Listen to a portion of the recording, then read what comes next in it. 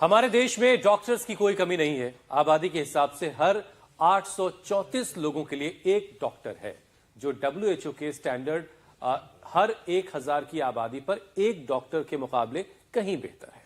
हुसैन, ये वो आंकड़े हैं जो सरकार ने दिए हैं, लेकिन अगर बात बीमार पड़ने पर दवा लेने की करें तो मुझे लगता है कि हर घर में एक डॉक्टर तो पहले से मौजूद है, क्योंकि लोग कफ, कोल्ड, बॉडी पेन, बुखार और एलर्जी जैसी परेशानियों को मामूली समझकर खुद ही एंटीबायोटिक्स ले लेते हैं, खुद ही अपने डॉक्टर बन जाते हैं और सॉल्ट भी किनारे लग जाते हैं दवाइयों के। लेकिन कुछ लोगों को तो जरा सी तकलीफ पर दवाई लेने की आदत होती है। अगर आप भी ऐसी ही आदत को अपने अंदर पाले हुए हैं तो संभल जाइए, क्योंकि WHO की एक बेहद डराने वाली रिसर्च सामने आई है। इस रिसर्च के मुताबिक एंटीबायोटिक दवाओं के गलत इस्तेमाल से इंसानियत के सामने एंटी माइक्रोबियल रेजिस्टेंस किसी भी महामारी से बड़ा खतरा बनकर क्या बला है हुसैन?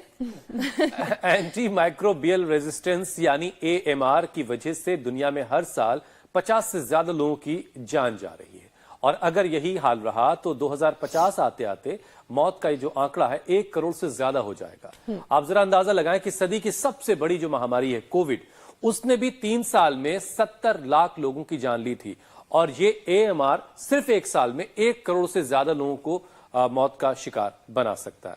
50 लाख जो 50 आंकड़ा मैं बताया, 50 लाख से ज्यादा अभी मर रहे हैं, लेकिन ये आंकड़ा 1 करोड़ तक जा सकता है। लेकिन ये AMR है क्या, ये जानना बहुत जरूरी है।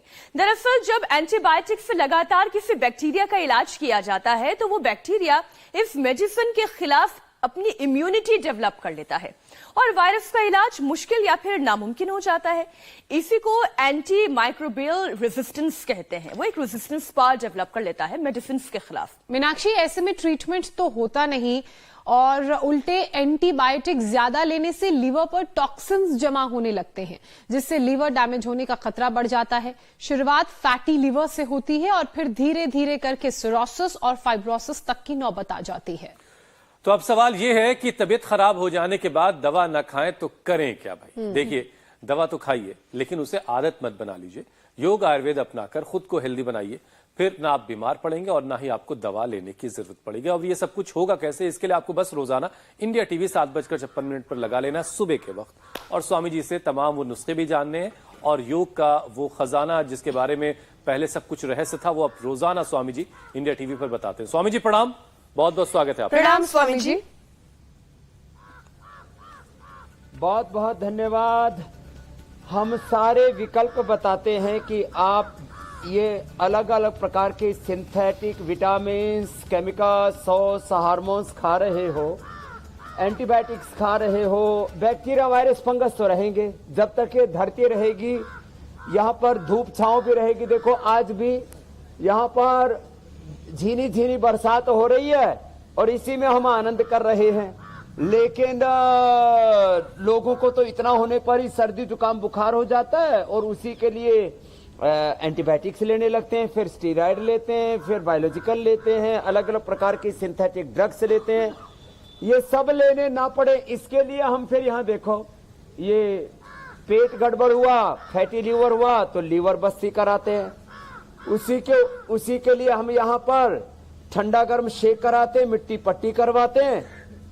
ये सारे उपाय जो हम रोज बताते हैं यहाँ पर, यह मात्र प्रदर्शन ही नहीं है, ये प्रदर्शन नहीं, ये जीवन दर्शन है, ये एक संपूर्ण स्वास्थ्य का दर्शन है।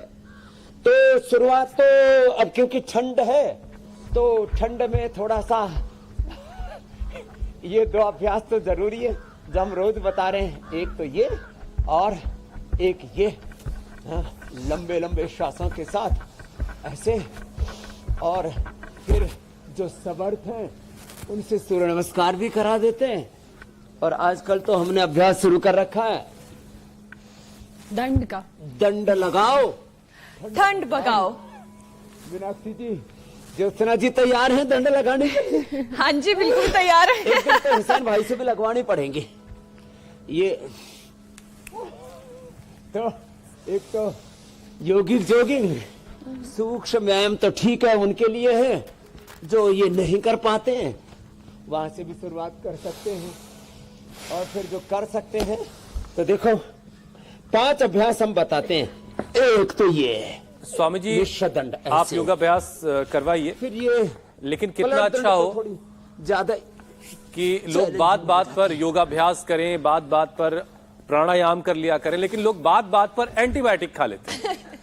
और स्वामी जी बार बार वार्निंग दी भी जा रही है, वार्निंग आ भी रही है कि ज्यादा दवा खाना खतरनाक हो सकता है और इससे मैक्रोबियल एंटी मैक्रोबियल रेजिस्टेंस का खतरा बढ़ रहा है और रेजिस्टेंस की ये कंडीशन, इस कंडीशन में दवा जो है असर फिर नहीं करती है, उल्टे एक्सेस डोज की वजह से लिवर और किडनी के डैमेज हो जाने का खतरा बढ़ जाता है। तो ऐसे में ये जो एंटीबायोटिक्स हैं, इससे कैसे, इसकी जो एक आदत सी लग गई है, इससे कैसे बचा जाए और आपकी सलाह क्या है लोगों के लिए? लोग किस तरीके से जब बीमार हों या उसका सिग्नल मिल रहा उनको, तो ऐसा क्या करें कि वो बिना दवाओं के ठीक हो जाए? ये एंटी माइक्रोबियल रेजिस्टेंस एंटीबायोटिक्स के खिलाफ, अब स्वेटर तो पहन रखी है तुम लोगों ने, थोड़ी बूंदाबांदी ज्यादा ही हो रही है हो तो फिर तुम उठ करके वापस योग हॉल में चले जाना। हम तो वाटर प्रूफ है हम वाटर प्रूफ भी है, हम वेदर प्रूफ भी है। प्रूफ है आप।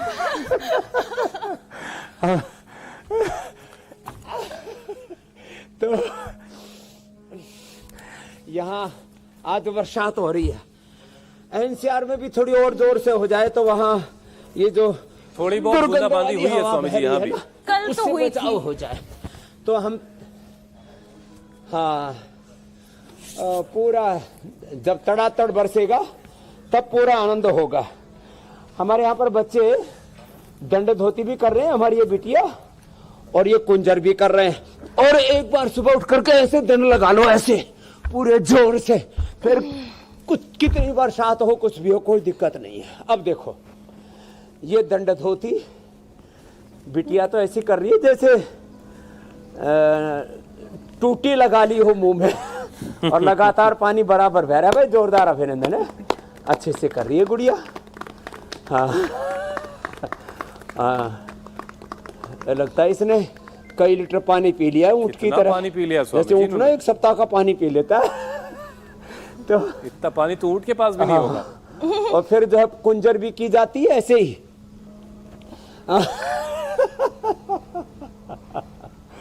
तो ये कुंजर क्रिया, और देखो ये मंडूक आसन, ये यहां से शुरू करें। ये जो आपने AMR anti microbial resistance short में AMR के लिए, जब रोगाणु वो अपने भीतर एक रेजिस्टेंस पैदा कर लेते हैं तो हम अपनी इम्यूनिटी को बढ़ा करके हम सारे बैक्टीरिया वायरस फंगस के खिलाफ अपने भीतर वो रोग प्रतिरोधक क्षमता क्यों नहीं पैदा कर सकते। तो हम बैक्टीरिया वायरस फंगस के लिए एक तो हवन कराते हैं रोज, और इससे घर में तमाम तरह के बैक्टीरिया वायरस फंगस, हमारे इस्लाम में भी अलग अलग प्रकार से धूनी करते हैं, हिंदू धर्म में भी धूनी करते हैं, धूम चिकित्सा इसको बोलते हैं, जो है लोबान जलाते हैं, गुग्गल जलाते हैं, हवन करते हैं, धूप दीप का प्रकाश करते हैं। ये घर में जरूर जलाया करें। मंडूक आसन मुट्ठी बांध के और ऐसे हथेली पर हथेली रख करके। ये अभ्यास भी 10-12 में बता रहा हूं। लीवर के लिए fatty liver, liver cirrhosis, liver fibrosis, hepatitis, liver failure, liver में इन्फेक्शन, किडनी में इन्फेक्शन, आंतों में इन्फेक्शन, फिर ये फैल करके पेनक्रियास तक चला जाता है, यूट्रस ओवरी तक चला जाता है, प्रोस्टेट तक चला जाता है, ये मूत्र संस्थान तक चला जाता है, ये रिप्रोडक्टिव ऑक्सीक्रेटरी डाइजेस्टिव सिस्टम में एक जगह से दूसरी जगह ऐसे फैलता चला जाता है। सेक्सुअल डिसऑर्डर्स हो जाते हैं, मलमूत्र के रोग हो जाते हैं, किसी को कब्ज, किसी को कोलाइटिस, किसी को क्रोन्स डिजीज हो जाती है, तो किसी को यूटीआई की प्रॉब्लम हो जाती है, किसी का फिर क्रिएटिनिन, यूरिया, प्रोटीन आदि लीकेज होने लगता है, ज़्यादा बढ़ जाता है, किसी का फिर SGOT, SGPT, ब्लूरिबिन, लीवर के मार्कर्स, सारे अलग अलग प्रकार के स्वामी जी, कुछ नाम ही डराने वाले होते हैं, बढ़ने लगते हैं। तो मंडूक का आसन लंबा करें। कुछ तो स्वामी जी नाम ही ऐसे होते हैं जिससे डर लगता है, और एक नाम उनमें से है कायाकल्प का काढ़ा पिए। जी जी, एक नाम है ऐसा ही डराने वाला, हेपेटाइटिस बी का स्वामी जी, और लीवर पर इसका भी खतरा काफी मंडरा रहा है। बगैर लक्षण के हमला कर रहा है ये, और जब बीमारी का पता चलता है तब तक काफी देर हो चुकी होती है। तो ऐसे में हेपेटाइटिस के हमले से कैसे बचा जा सकता है? ये मेरे भाई हुसैन जी, हेपेटाइटिस है, fatty liver, liver cirrhosis, liver fibrosis, कुछ ऐसे रोग हैं ये कभी कभी तो इतने तीव्र रूप से उपद्रव मचाते हैं, डिजास्टर, विध्वंस करते हैं कि 24 घंटे में भी यदि इसमें बैक्टीरिया का, वायरस का लोड बहुत ज़्यादा बढ़ जाए तो मौत तक हो जाती है। मैंने देखा लोगों का 10-20 लाख से लेकर के 1-1 करोड़ तक ये वायरस लोड बढ़ जाता है। तो क्या करें? तो लिवोग्रिट वाइटल, लिवोग्रिट और लिवोग्रिट वाइटल, ये हमने आज औषधियाँ रखी हैं यहाँ, ये बड़ी ज़बरदस्त हैं इसके लिए। ये पूरा research and evidence based medicine है। एक तरफ हमारे पास सिंथेटिक विकल्प हैं, ये नैसर्गिक विकल्प है। मनुष्य का जो शरीर है ना हुसैन भाई, मीनाक्षी जी, ज्योत्सना जी, पंच महाभूतों से, जड़ी बूटियों से, पेड़ पौधों से, वनस्पतियों से बना है। तो इसको जो औषधि चाहिए वो नैसर्गिक होगी। जैसे हम भूमि आंवला, पुनर्नवा, मकोई, ये आप यहाँ पर देख रहे हैं, दूधी है, संजीवनी घास है, इन सबको हम खिलाते पिलाते हैं। जीरा, धनिया, मेथी, सौंफ, अजवाइन का पानी पिलाते हैं, त्रिफला का पानी पिलाते हैं, त्रिफला खिलाते हैं। ये सारी चीज़ें नैसर्गिक है। लिवोग्रिट वाइटल खाली पेट, ये लिवोग्रिट और लिवोग्रिट वाइटल इससे भी ज़्यादा एडवांस है। लिवामृत खाने के बाद ये सर्वकल्प का, कायाकल्प का, शोना का, टोटला का जो हम काढ़ा देते हैं, लिवोग्रिट जूस भी पिलाते हैं।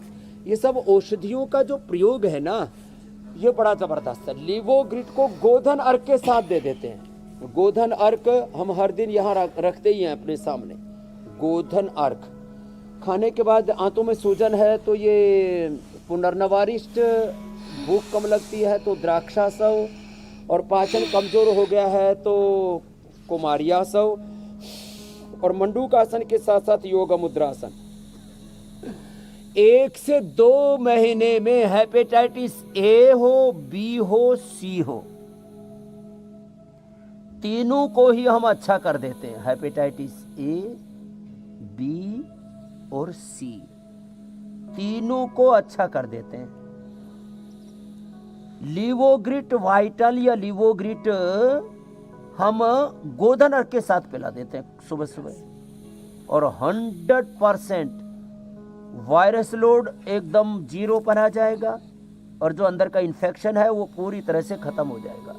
मंडूकासन, योग मुद्रासन 10-10 मिनट कराते हैं धीरज के साथ। खाने पीने को थोड़ा चेंज करते हैं, हल्का कर देते हैं।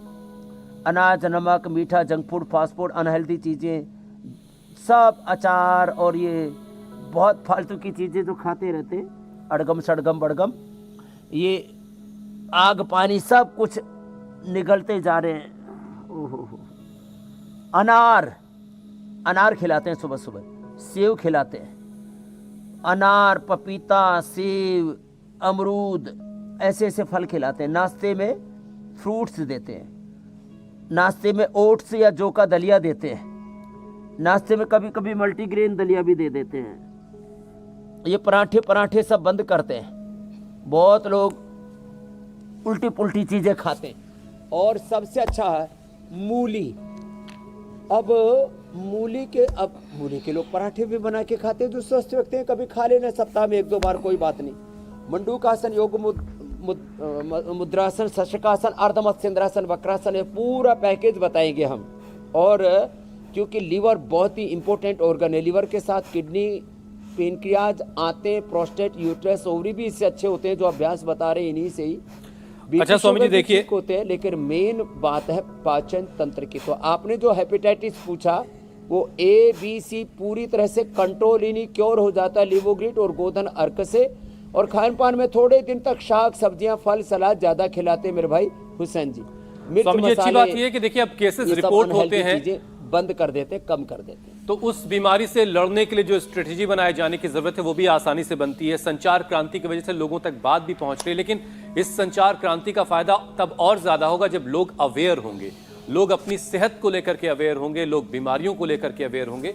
उसी से जो है सेहतमंद जिंदगी आपको मिलेगी। बहरहाल स्वामी जी, लिवर कैंसर के मामले भी बहुत दिखाई दे रहे हैं आजकल, और इसके पीछे की सबसे बड़ी वजह हेपेटाइटिस बी है। आपने उसको तो क्योर करने का तरीका बता दिया, लेकिन स्वामी जी रिपोर्ट के मुताबिक दवा खाने से हेपेटाइटिस तो ठीक हो जाता है, लेकिन सिरोसिस जो है वो बना रहता है और बाद में इसके कैंसर में तब्दील हो जाने का खतरा रहता है। तो अब ये हेपेटाइटिस ठीक हो गया है और सिरोसिस बना हुआ है जिसके बारे में पता ही नहीं है लोगों को, तो ये कैंसर में ना तब्दील हो जाए तो सिरोसिस को खत्म करना बड़ा जरूरी है।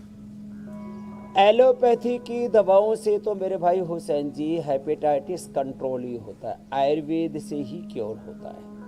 अब ये जो लिवर सिरोसिस है, लिवर फाइब्रोसिस है, फिर वो कैंसर में जो कन्वर्ट होता है, ये जो एक के बाद दूसरे बीमारियों का पूरा कुनबा खानदान एक चक्रव्यूह है।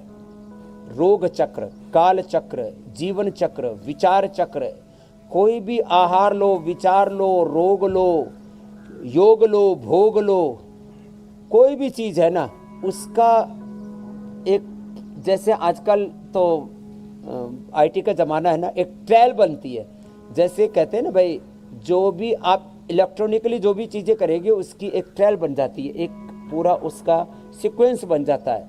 तो ऐसे ये रोगों का भी एक क्रम है, एक प्रवाह है, एक के बाद दूसरी बीमारी में हम फंसते चले जाते हैं। तो ये अब मैं इसका पूरा उपाय बताता हूं। लिवोग्रिट खाली पेट, लिवामृत खाने के बाद सर्वकल्प का एनीमा, और डाइट में अनार, गाजर, चुकंदर, व्हीट ग्रास, एलोवेरा। किसी का हीमोग्लोबिन भी बहुत डाउन हो रहा हो तो वो भी बढ़ जाएगा, थोड़ा मुनक्का, खजूर, अंजीर भिगो करके दे देते हैं। अनार, गाजर, चुकंदर, व्हीट ग्रास, एलोवेरा ये पिला देते हैं, तो किसी का हीमोग्लोबिन भी बहुत डाउन हो तो वो तो बढ़ जाएगा। खाली पेट लिवोग्रिट खाने के बाद लिवामृत और सर्वकल्प का काढ़ा, इसी का पानी दिन भर पिला देते हैं। अथवा जीरा, धनिया, सौंफ, और बहुत ज़्यादा एसिडिटी हो तो मुलेठी और उसमें थोड़ा गुलाब के पत्र डाल देते हैं, उसका पानी पिला देते हैं। पित्तहर पेय इसको हम बोलते हैं। किसी को बहुत ज़्यादा एसिडिटी बढ़ी हुई हो तो शीशम, बेल, पीपल, एलोवेरा, बीटग्रास, इनका रस पिला देते हैं। एसिडिटी के लिए वैसे नीम की छोटी छोटी गोलियां बना करके नीम का रस भी थोड़ा एक बार पी लें, ऊपर से थोड़ा मुनक्का अंजीर खा ले, थोड़ा कड़वाहट होगी वो भी दूर हो जाएगी। बहुत ज़बरदस्त होता है। अब जब कैंसर हो गया तो क्या करें?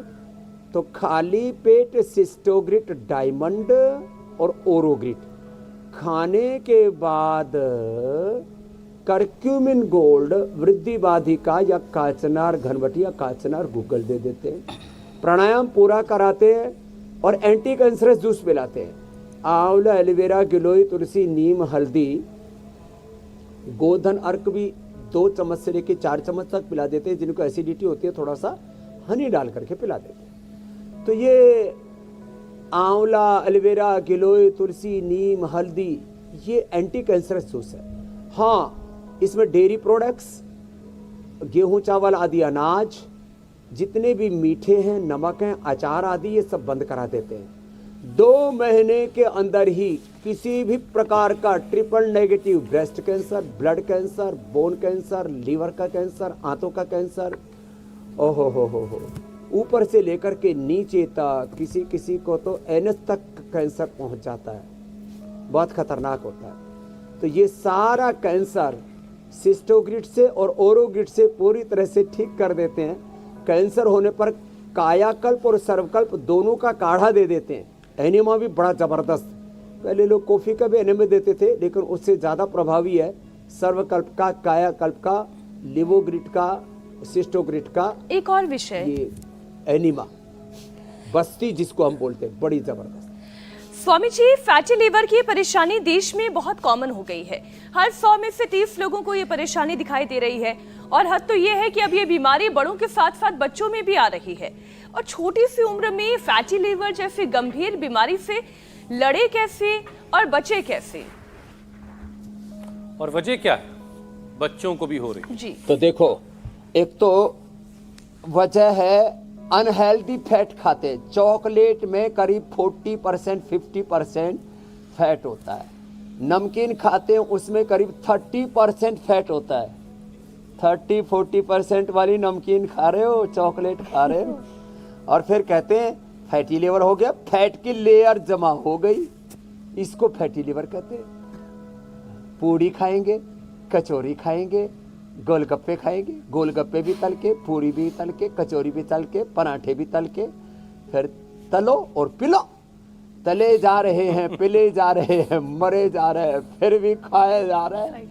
फिर ये जो अनहेल्दी फैट है ना, बार बार तले भुने, और घी और तेल भी, वैसे तो सबसे श्रेष्ठ तेल होता है सरसों का तेल, तिल का तेल, इसमें भी लोग मिलावट करते हैं। आज उसके बारे में बताने वाले और इसकी सही गलत की पहचान कैसे करें।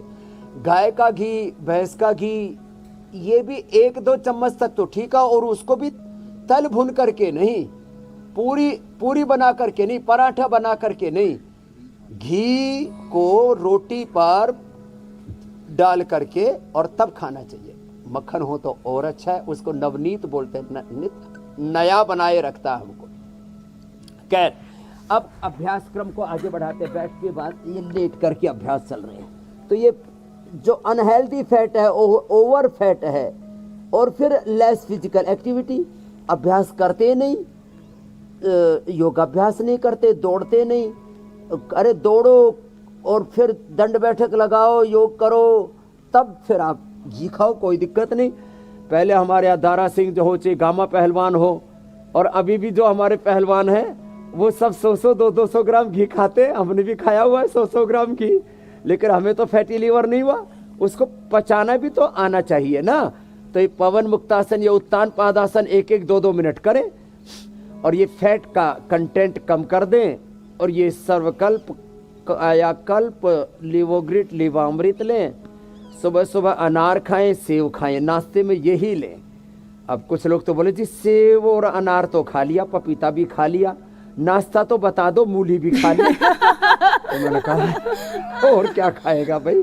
खाना क्या है स्वामी जी, क्या नहीं खाना है ये तो आप बताते हैं, लेकिन खाना क्या है फिर हेल्दी लीवर के लिए ये भी बता दें, जिससे कि डाइजेशन जो है वो प्रॉपर रहे, इनडाइजेशन की परेशानी ना हो। क्योंकि गैस, बदहजमी, एसिडिटी ये तो बड़ी कॉमन प्रॉब्लम है। हर दूसरा तीसरा शख्स से कहता है किसी को बदहजमी होगी, नहीं तो किसी को गैस होगी, नहीं तो एसिडिटी होगी, और वजह पता नहीं है। क्योंकि खाना क्या है ये नहीं पता। ये नहीं पता। तो एक तो ये करें, सुबह अनार खाएं, पपीता खाएं, सेब खाएं, अमरूद खाएं, अनार और अंगूर खाएं, और मौसमी, नारंगी, संतरा, ये सब खाएं। तो लेकिन याद रखें, जब बहुत ज़्यादा डाइजेशन की प्रॉब्लम आ जाए तो बस यही नाश्ता है। फिर जब खाना खाएं ना, तो एक नियम बना ले। ये नियम मैंने भी कई वर्षों से बनाया। हमारे गुरुजी ने हमको सिखाया, अनार खाओ। अनार खाना, हमारे डॉक्टर नीरज जी, 40 वर्ष का उनका नेचुरोपैथी का एक्सपीरियंस है। वो कहते हैं पूरे शरीर को अंदर से धो देता है, वॉश आउट कर देता है, सारे विकार, टॉक्सिन, ऑक्सीडेंट्स, इन्फ्लेमेशन, सारे इन्फेक्शन, सारे बैक्टीरिया, वायरस, सबको बाहर निकाल देता है अनार अंदर से। तो अनार, पपीता, सेव थोड़ा ही खा लो। एक अनार पूरे परिवार के लिए पर्याप्त है। थोड़ा थोड़ा अनार, थोड़ा पपीता, सेव आदि खाया। उसके बाद में जो है साग सब्जियां और जो भी खाना है वो खाएं, और अंत में मिष्टान्न खाना है वो भी थोड़ा सा खाया करें, बहुत ज़्यादा ना खाएं। चाहे वो हलवा है, चाहे वो लड्डू जलेबी है, चाहे और तमाम तरह के आइसक्रीम आदि, पता नहीं क्या क्या चीज़ें खाते पीते हैं। तो थोड़ी मात्रा में खाएं, ज़्यादा ना खाएं। और पचाने के लिए एक तो अभी तो लीवर किडनी के लिए अभ्यास चल रहे थे, ये अर्धहलासन, पाद वृत्तासन, द्विचक्रिकासन, लेट करके, बैठ के स्थित कोणासन, चक्की आसन, ये तो रोज की दिनचर्या में हमने सम्मिलित कर दिए। तो ये गैस, बदहजमी, फिर उससे फैटी लीवर, फिर उससे कोलेस्ट्रॉल का बढ़ना, फिर उस सुबह सुबह बाथरूम में तो सबको को अपना पेट दिखता ही होगा। क्या हालत कर रखी है तुमने अपनी, क्या बुरे हाल कर रखे हैं। ओहो, अपने साथ कितनी क्रूरता, जुल्म, जाति, नाइंसाफी हम करते हैं। पेट बढ़ रहा है, कमर बढ़ रही है, कुल्ले बढ़ रहे हैं, पूरा शरीर चारों तरफ से फैला जा रहा है, फिर भी लोग बाज नहीं आते उल्टी सीधी चीजें खाने से, उल्टी पुल्टी चीजें खा रहे हैं। तो देखो, आहार को तो ठीक करना ही पड़ेगा। आहार ही हमारा रॉ मटेरियल है। जब हम पेट्रोल वाली गाड़ी में डीजल भी डाले तो चलती नहीं है। आदमी जो है शरीर को खींचता रहता है, ढोता रहता है, फिर जब ये पूरी तरह से जवाब दे देते हैं ना, फिर कहता है अरे भाई मर गए रे, अब बचाओ।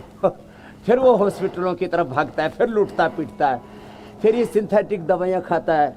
तो फिर योग आयुर्वेद में आओ, पंचकर्मा षटकर्मा को अपनाओ और नया जीवन पाओ।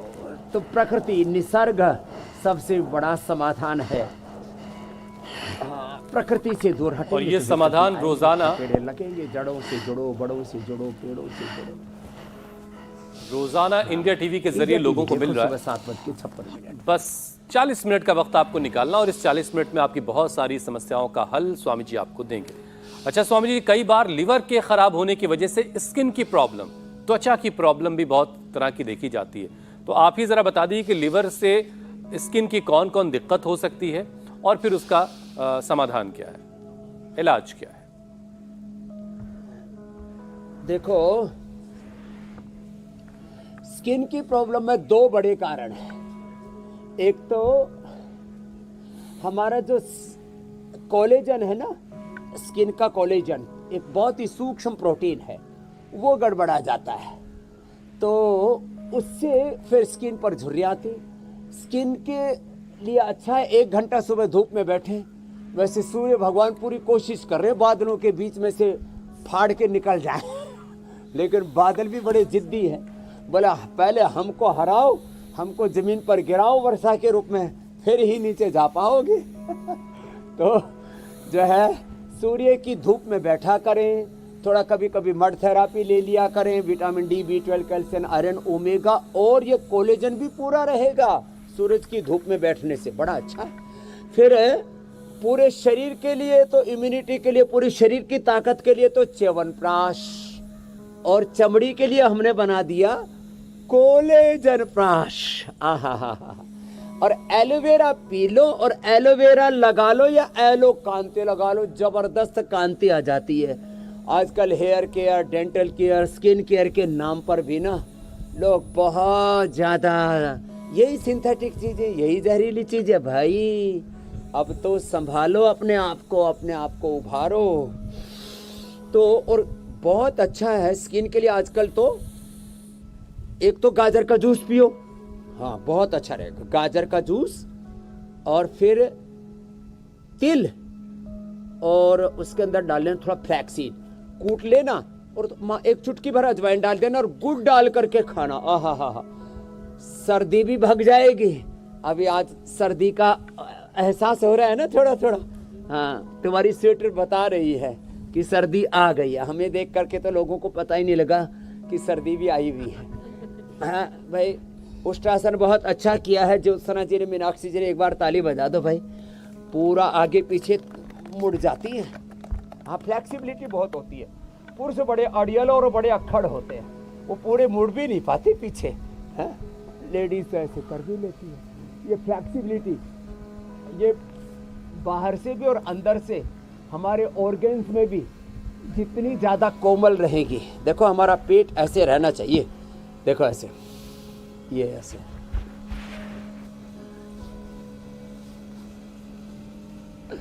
हमारा तो पूरा ही हिलता है।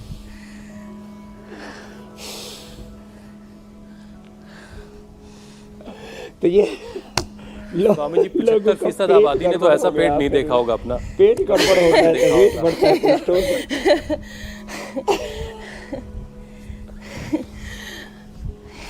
पेट ऐसे गोल बटोल, फुटबॉल, पूरा इंडिया गेट की तरह, कमर कमरा की तरह, और कुल्ले ऐसे बढ़ जाते हैं जैसे कुर्सी पर बैठे हो, पूरा ब्रह्मांड लेकर के घूमते रहते हैं, पूरा गोल बटोल। स्वामी जी, सर्दियों में वो जो आप कहते हैं ना हमेशा प्राणायाम, तो ज्यादा आसान भी नहीं हो पाया था। इतना पसीना बह जाता है पता ही नहीं चलता, पसीना हमारा सर्दियों में बह जाता है, पता ही नहीं चलता सर्दी का मौसम है या नहीं है। अच्छा स्वामी जी,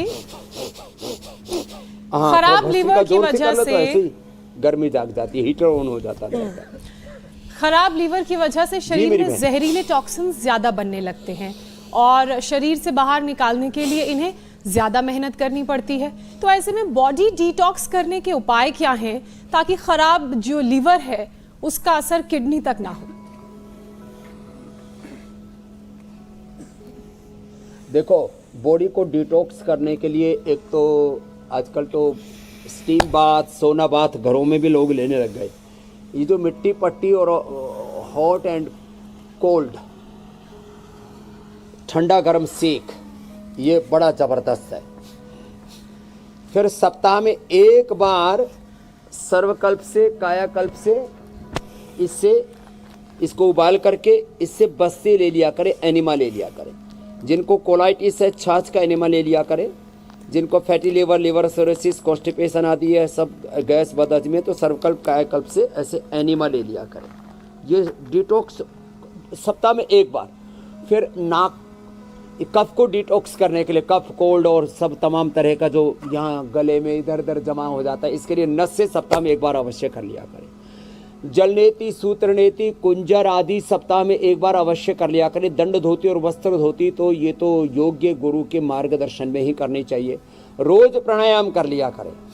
सप्ताह में एक बार उपवास अवश्य कर लिया करें। और जो 100 साल तक निरोगी रहना चाहते, हितहारा मितहारा अल्पहारा चाहिए नराह नैतान वैद्या चिकित्सन्ति आत्मनस्ते चिकित्सका, तो आत्मोपचारक होना चाहते हैं, आत्म साधक, स्वास्थ्य के आराधक बनना चाहते हैं। एक भुक्तम सदारोग्यम, द्विभुक्तम बलवर्धनम, त्रिभुक्तम सदारोगम, चतुर्भुक्तम तुम मारकम।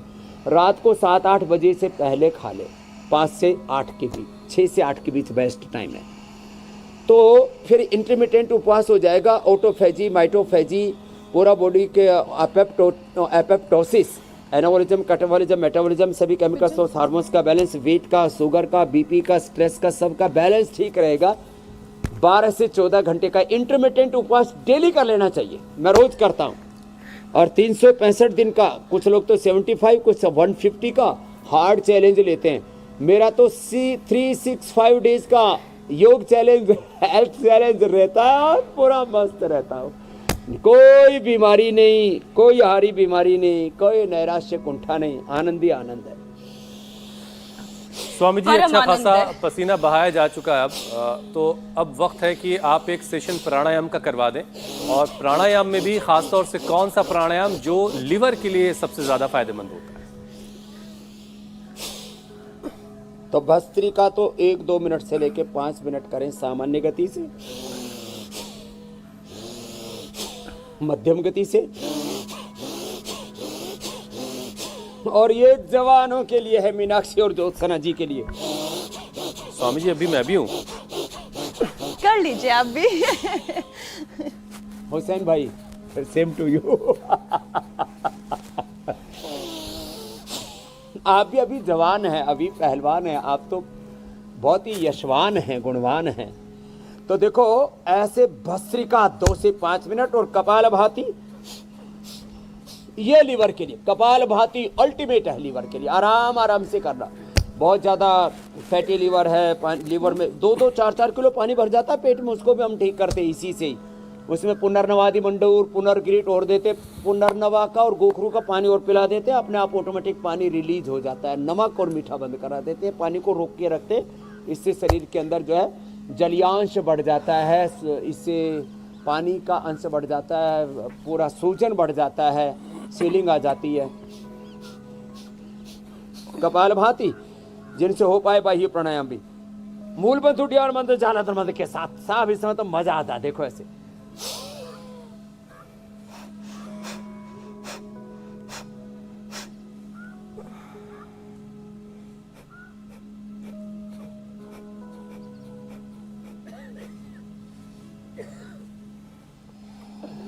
फिर धीरे धीरे अग्निसार।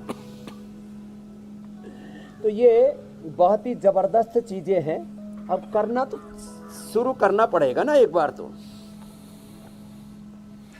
और फिर आदत लग जाएगी। विलोम से पूरी बॉडी एनर्जाइज हो जाती है। 30-70 अष्ट चक्र, नवद्वार, पंचकोश, पंच प्राण, पंचोप प्राण, पंच ज्ञानेंद्रिय कर्मेंद्रिय अंतःकरण तुष्ट है। 5:25 का पूरा जो शरीर का ताना बाना है, राम राम राम राम रस झीनी जदरिया, मूर्ख लोग भेद नहीं जाने, दिन दिन मैली कीनी। दास कबीर ने ऐसी ओढ़ी जीव की त्यों धर देनी चदरिया। तो रोज अनुलोम विलोम करें, तन मन चित्त चेतना आत्मा सब शुद्ध हो जाता है, पावन हो जाता है।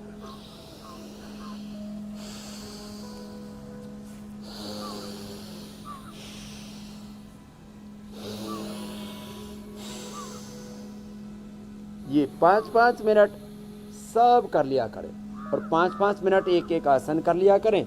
मंडूक आसन, पवन मुक्तासन या योग मुद्रासन, 2 ही आसन कर लिए, उसी से ही पूरा पाचन तंत्र का सारा षड्यंत्र दूर हो जाएगा। 100 साल तक भूख अच्छी लगेगी, नींद अच्छी आएगी, मोटापा नहीं बढ़ेगा, कोलेस्ट्रॉल नहीं बढ़ेगा, हार्ट अटैक नहीं होगा, बीपी शुगर थायराइड की प्रॉब्लम नहीं होगी, वात पित्त कफ त्रिदोष नहीं होंगे। योग में तो अप्रतिम सामर्थ्य है मेरे भाई हुसैन। स्वामी जी, न जाने कितने लोग हमारे साथ रोजाना इस कार्यक्रम से जुड़ते हैं और बहुत सारे लोग हमारे साथ योगाभ्यास कर रहे होते हैं। अब जाहिर है सबके अपने घर हैं, परिवार हैं, किचन है, तो सरसों का तेल तो हर घर में इस्तेमाल हो रहा है, लेकिन लोगों को पता ही नहीं कि जो वो तेल इस्तेमाल कर रहे हैं वो शुद्ध है या नहीं है। ये शंका सबके दिल दिमाग में रहती है कि वो नकली तेल तो नहीं कहीं खा रहे हैं। तो इस का फैक्ट चेक आज स्वामी जी बताने वाले हैं आपको, उसका इंतजार करिए। लेकिन उससे पहले जरा कल के कार्यक्रम के बारे में मैं दर्शकों को स्वामी जी बता दूं, फिर आपके पास आता हूं। यूएन की चौंकाने वाली स्टडी, सेहत के लिए खतरे की घंटी, खाने में कौन सी एक बड़ी गलती दुनिया भर में बढ़ा रही है obesity, heart problem, sugar high BP, मोटापे से मिली कितनी बीमारी, सही डाइट प्लान के साथ वेट थेरेपी, वजन होगा कम, मिलेगी स्लिम बॉडी। तो कल का ये कार्यक्रम उन तमाम लोगों के लिए जरूरी है जो एक स्लिम फिट बॉडी का सपना देख रहे हैं, ख्वाब देख रहे हैं, और अगर जागते हुए देख रहे हैं तो जाग करके 7:56 पर इंडिया टीवी लगा लीजिएगा, तो वो सपना साकार भी हो जाएगा। जागते हुए सपने तो स्वामी जी, ये असली नकली का खेल जो है सरसों के तेल का, जरा समझाइए इसके बारे में। हाँ, ये जरूर बताते हैं। देखो, सरसों का तेल मिल रहा है लगभग 150 रुपए लीटर, पाम ऑयल आता है 70-80 रुपए लीटर। तो लोग क्या करते हैं, सरसों के तेल में पाम ऑयल मिला देते हैं। जैसे ये पाम ऑयल है, इसमें सरसों का तेल मिला दिया, तो लोगों को ऐसा ही लगता है ये भी सरसों का ही तेल होगा। तो अब ऐसे मिलावट करते हैं लोग। फिर मैंने जो बार बार एक बात बताई है कि फ्रेगनेंस और फ्लेवर मिला देते हैं, तो ये भी सरसों के तेल जैसा ही लग रहा है। अब असली सरसों का तेल तो ये, अब देखो, अब ये हमने पाम ऑयल में मिलाया और मैंने जो है अभी रखा हुआ था। वैसे तो जिनको पता है, आहा, इसमें झांस आती है, इसमें एक अलग प्रकार का स्वाद आता है। तो पाम ऑयल में हमने सरसों का तेल मिला करके और 5 मिनट इसको डीप फ्रीजर में रख दिया था। अब देखो ये जम गया ऐसे, ये तो पाम ऑयल यदि मिला हुआ है तो ऐसे जम जाएगा। सरसों का तेल ये फ्रीज में भी नहीं जमेगा, जो ये आपके सामने है। ये तो आज मैं भी चेक करूंगा घर जाके। कोई हमें पतंजलि का कोई हम विज्ञापन कर रहे हैं, आज ही जाकर के चेक करना। ऐसे यदि ये जम जाए तो समझ लेना ये सरसों के तेल में पाम ऑयल की मिलावट है। ऐसे ही लोग तिल के तेल में भी मिलावट करते हैं, घी में भी मिलावट करते हैं, डांगरों की चर्बी मिला देते हैं, इसमें भी तेल मिला देते हैं और उसमें फ्लेवर फ्रेग्रेंस मिला देते हैं। तो ऐसे एक एक चीज की शुद्धता की कैसे पहचान करें, तो योग ज्ञान के साथ शुद्धता की पहचान का भी अनुष्ठान हमने इंडिया टीवी पर शुरू किया। उसके लिए बहुत बहुत आपका अभिनंदन। शुद्ध शहद, शुद्ध केसर, शुद्ध च्यवनप्राश, शुद्ध खाने पीने के तेल आदि, इनको कैसे हम पहचाने, इसके लिए आपने मुझे अवसर दिया। बहुत बहुत प्रणाम, धन्यवाद। सब हेल्दी खाएंगे, हेल्दी रहेंगे। शुक्रिया स्वामी जी, प्रणाम। बहुत बहुत शुक्रिया स्वामी जी।